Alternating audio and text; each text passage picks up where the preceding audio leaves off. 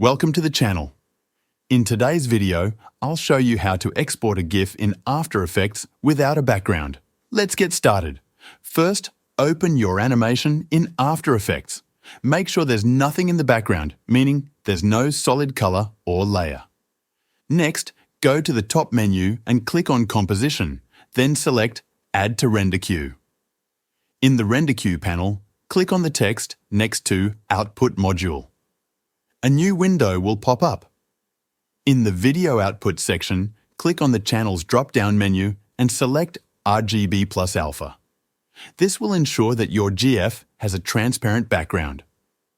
Click OK to save these settings. Now, choose the location where you want to save your rendered file by clicking on the text next to Output to. Select your desired path and file name, then click Save.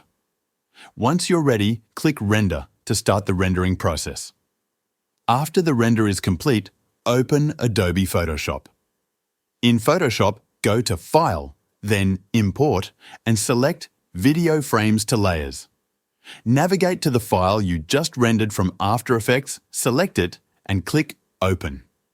A new window will appear. Make sure to check the option Make Frame Animation and click OK. Next, go to Window and select Timeline. You will see all the layers of your animation displayed in the timeline. Now, press Ctrl plus Alt plus Shift plus S to open the Save for Web dialog box.